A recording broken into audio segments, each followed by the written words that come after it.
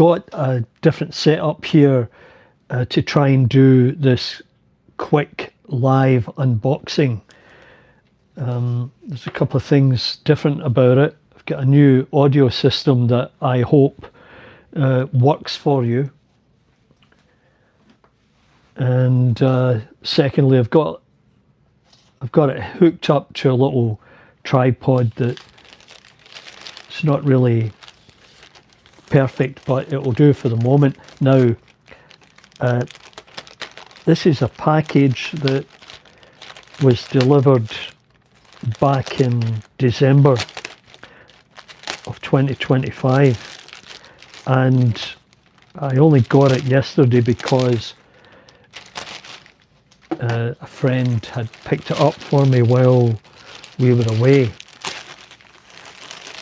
Now, I suspect that there could be some duplicates in here, and you know, we'll go ahead and find out. And I think that's exactly what happened. Things get kind of screwed up before Christmas, and I was trying to get things moving, and yeah, sure enough, there's the first duplicate. It's a little bath, ultrasonic bath, and I may have shown this before, so that is a duplicate. I'll just set that aside and see what else I've got in this package.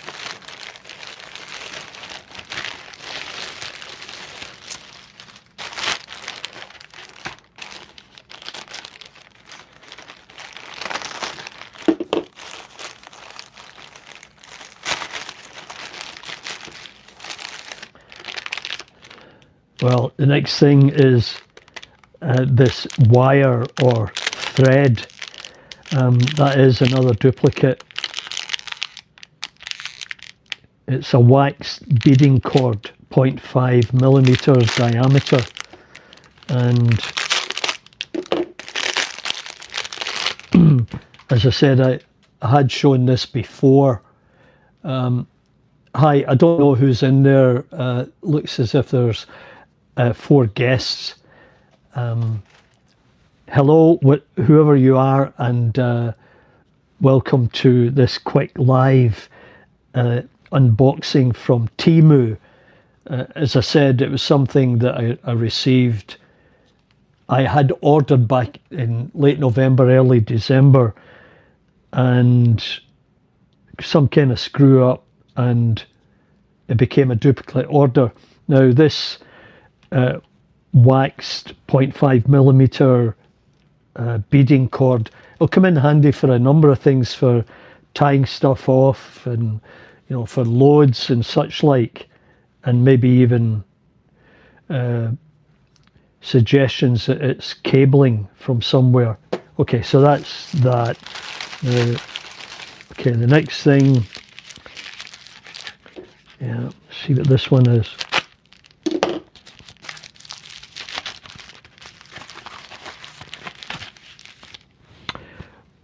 Oh, okay, so this isn't a duplicate, but it's a battery detector, and it's going to come in very handy because, you know, like everybody else, you get tons of batteries lying around, and you know, you just don't know, unless I use a multimeter, you know, whether the batteries are working or not. I'll just see if I've got one lying around. In fact, I've got a drawer full of them here somewhere. Yep. Okay, so we'll try this and see what happens. You know, it's a double A. Not really sure. 1.5.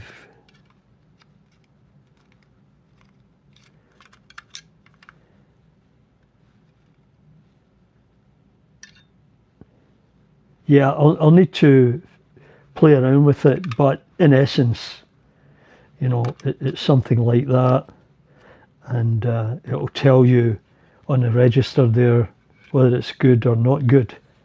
So that's a useful addition for the workshop, railway, wherever. There's the Chinese instructions, but it's in sort of every possible language. I think except English.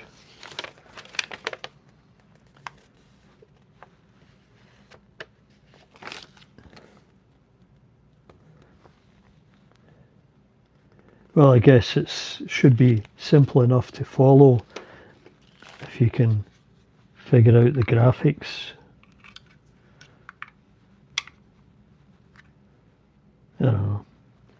As I say, we'll need to fool around with it, make sure everything's working. But as I said, that is a useful tool. As I said, I've got a drawer full of batteries.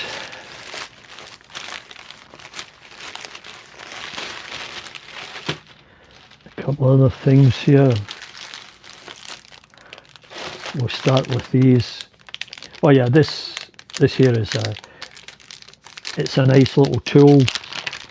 I mean, now I've got two of them, but that's okay.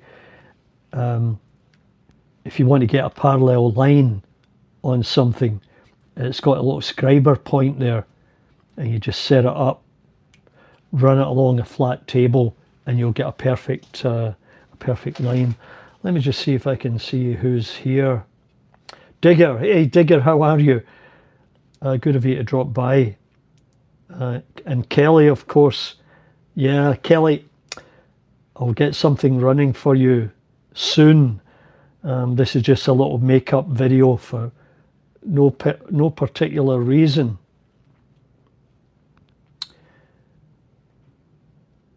Can't read everything that's in here.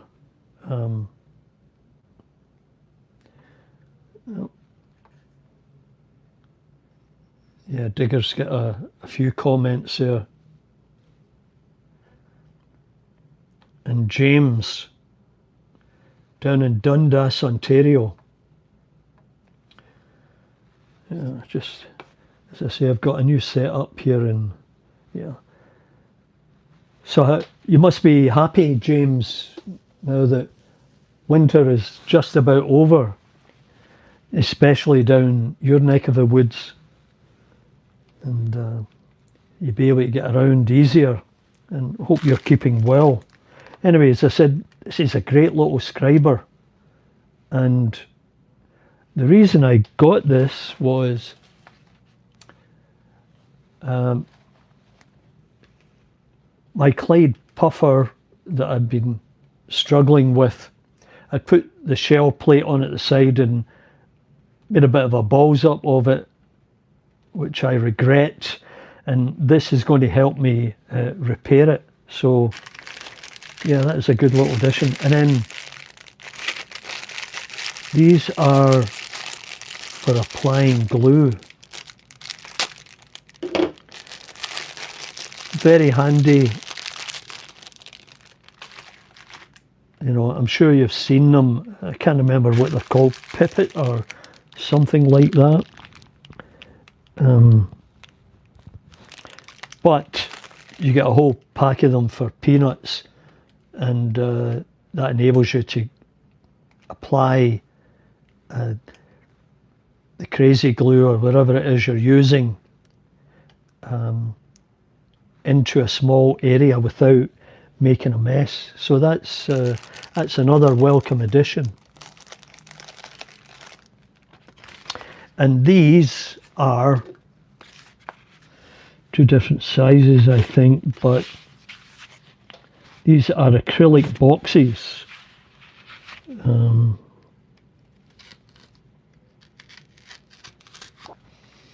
See if I can get this open here. Yeah. Yeah, there you go. So these are acrylic boxes, a cube, and it's got a little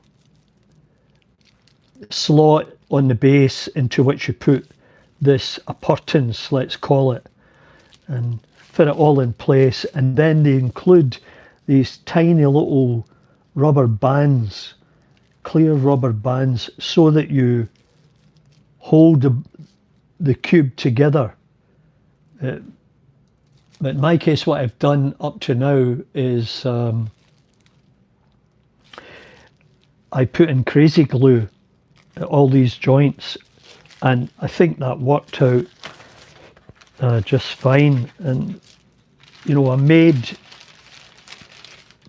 two dioramas. You may have seen them, and gave them to family who sort of fell in love with my original diorama with a little puffer on it, the little 040. Anyway, that's what I picked up from Temu. Now, I also bought a DJI audio system, a mic, and I think it works out just fine because I've got it plugged into the cell phone and I've got it attached to my shirt, so I think that should work. There's Kelly, let's see, 2 new ghostly grey steamers have joined my steam fleet. GNR grey, J13, and can't see the other part. This is the problem of not having a monitor while I'm doing this. Makes it challenging to read the comments when I'm looking down on top of it. Some new model wagons from Rapido trains are on the way for me. 2 of them are 009 gauge gunpowder vans. So that sounds interesting.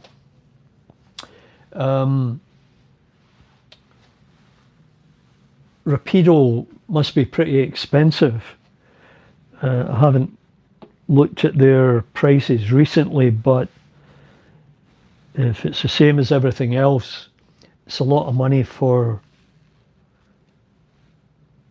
even the smallest of items. I might have shown you this before. I'm not really sure how it will work, but if you want to make it look as if you've got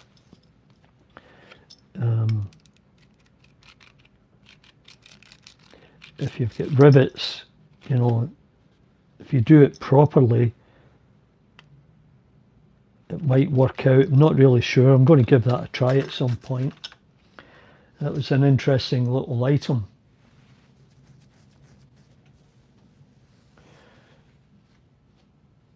So let me just see what I can show you at the moment.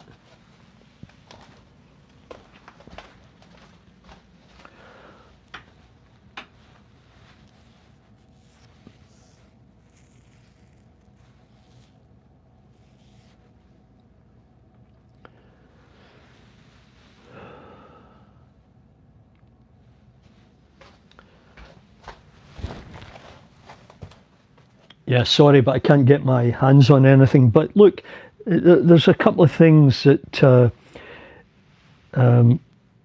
we should all be aware of. One is safety, of course. There's been a bit of chat about what you do when you're running trains and you get called for supper or somebody at the door, you know, anything like that. It's really important that you turn off the power, because I think in my case, if you recall, a year or 2 ago, I had, you know, a point smouldering, and it was maybe caused by a short somewhere, and someone suggested, yeah, it went to the weakest point, and in your case, Charlie, it was that point. So you have to be very careful. Keep a fire extinguisher close.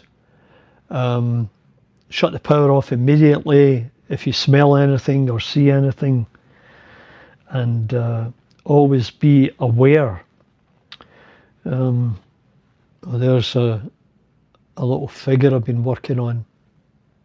Now,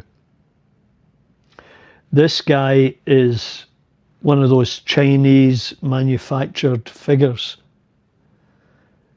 Now, I think they're slightly taller than the 1:76, but, you know, putting in a crowd or in the distance, it should fit in just nicely. And when I was at Getz, I handed out a couple of little bags containing, you know, 10 or 15 little figures of this type. So those of you who received them, I hope you were able to do something with them, because it's great to have figures in your layout to fill up space and make it look as if it's an actual working world. Just like I believe putting crew into locos is just as important as passengers. Now, passengers, as you probably know, are much more challenging because you end up having to cut the legs off so that they can sit down in the seats. Timber's there. Hi, Timber. What are you working on these days? Are you working on any professional projects, or are you just doing your own thing with your printers? And always like to hear what you're up to.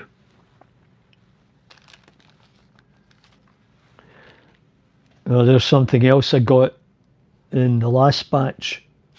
A little puffer. That'll keep your keyboard clean if you run out of compressed air. Or you can use it on your locomotives or on your track. Always very handy to have that type of thing. And leaves from trees. Took me a while to find these, but yeah, there you go. So look at that. Perfect. And you can scatter them underneath the trees that you have on your layout.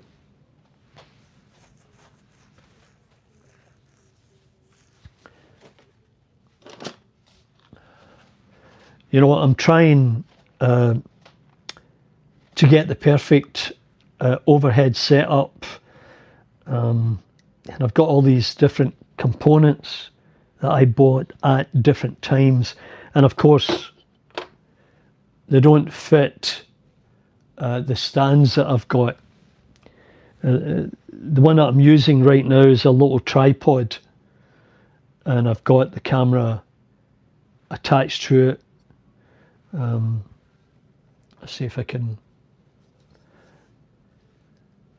Yeah, you can probably see the mess here, but yeah.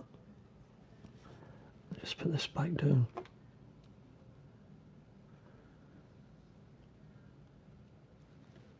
Yeah, orientation is locked, that's fine. So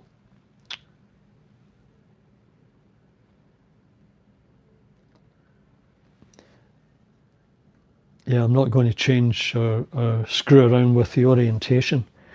Yeah, and going back to the comments I made in the last video about getting organized, cleaning up a mess, and making a list it is so important because, you know, personally, I'm very easily distracted when it comes to projects. You know, I'll get something started and then something else will fall in my lap, and you know, that one will sort of knock everything off balance, and then when I receive something and I put it down, you know, I should really put it in a drawer, put it somewhere so the tabletop is clear.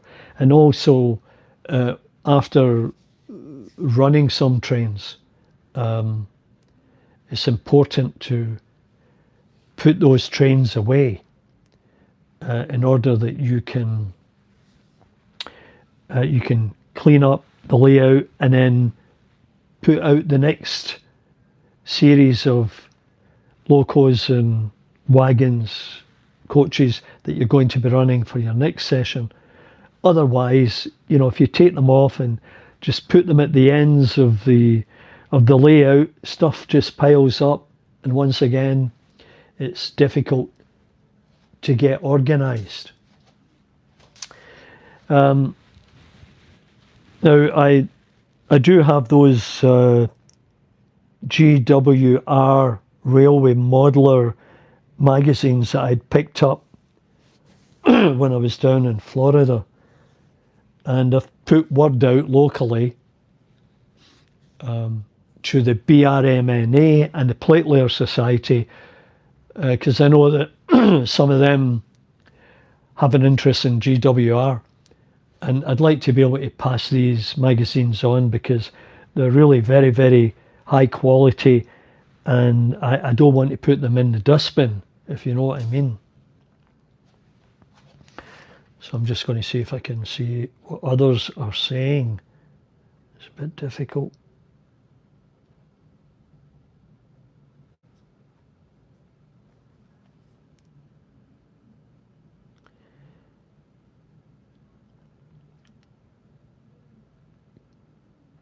Clean up the layout. What is this?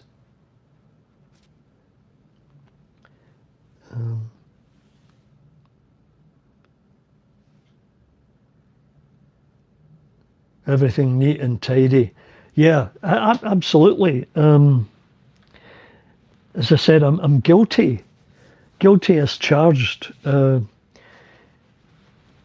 it makes so much sense just to take time out. So as I said, you know, the next little while, I'm going to try not to make a video for the next little while on any of these interesting components that I've shown you. But I think the first thing I'll start on is to clean off the tables. Get everything out the way, like all the locos, coaches, wagons, etc. Tools. And get the tools in boxes and get everything else on a shelf or in a drawer, so that I can start afresh.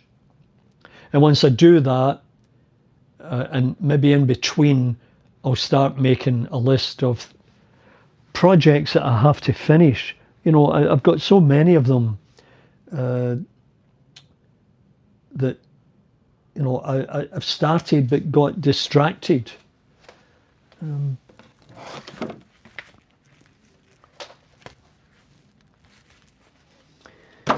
Anyway, I will get to them. So I'm just trying to see if there's anything that I've got here that is of interest. And I can't really show you much else. That was a few things to show. And yeah, I probably showed this one before, these little corrugated pieces. Now, 00 Dave, Liberty Junction, I was watching him the other day. Now those are actual steel corrugated iron, really very, very nice. Anyway, Dave was using corrugated card, or sort of paper cardboard, and they were corrugated, perfect for sidings, perfect for building siding. And you know, he's extended his cement factory and built a couple of towers using foam core, which was a great idea.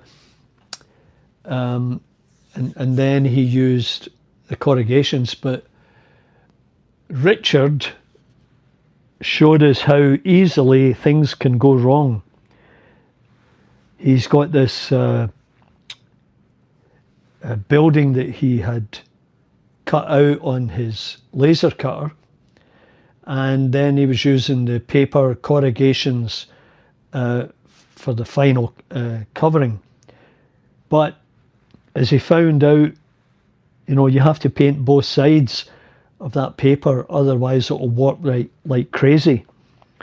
And the nice thing about what he's doing is he's got little magnets on both the structure and his framed siding that hold it in place together, and it looks very, very good.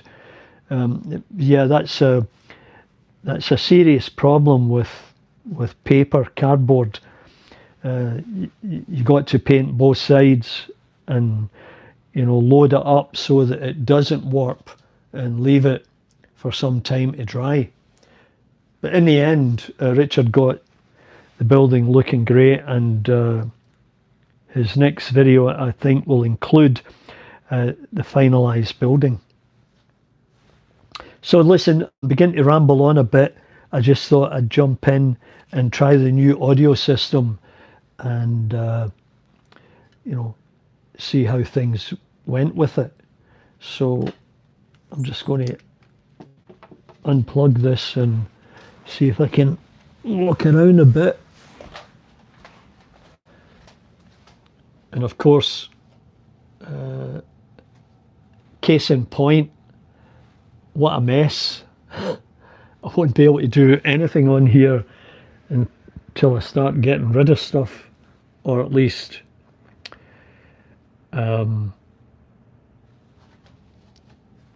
as I say, if I spend a day getting tidy.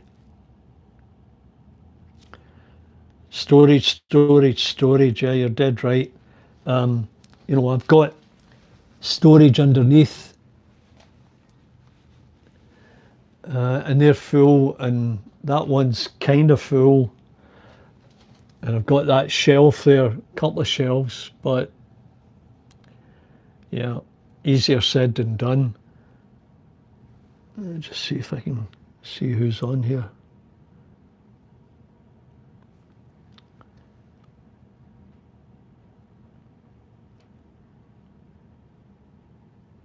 Alan, how are you? I haven't chatted to you for a while, but love watching your layout, Alan. It's so diverse, all those trains running in different directions and through tunnels and stations, and yeah, you've done a fabulous job with that.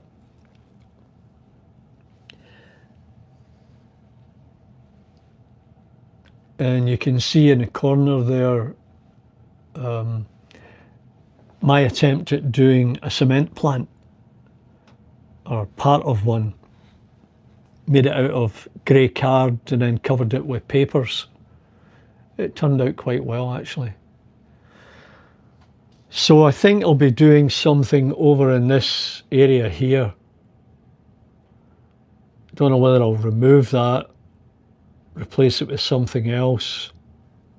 Not sure. I'm going to be looking at the back scenes and a few other things. Might do something with the track. I haven't decided on that yet.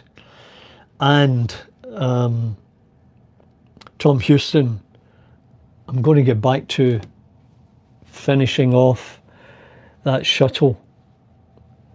You know, I got distracted in obviously that fell by the wayside, and it should be a simple job. I'll give it a go and hopefully we'll get it done. And have any of you seen those items there, those containers? I've got these little hooks on the top.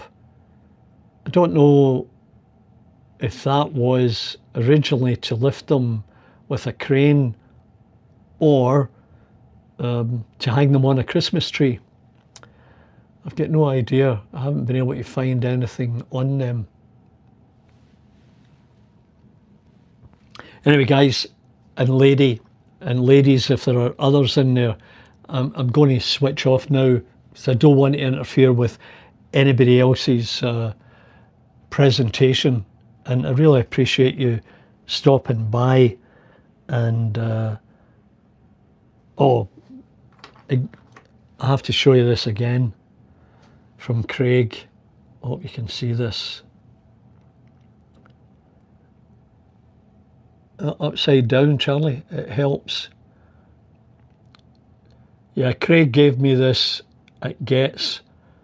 I was so happy and thrilled to receive it. That's the best thing ever, really. Craig put a lot of effort into that and he was handing them out. Congratulations on that, Craig, and I hope your employment situation changes and your health situation, and you're doing a great job with the channel. Anyway, on that note, I'm just going to say thanks very much and bye for now. And we'll see you next time.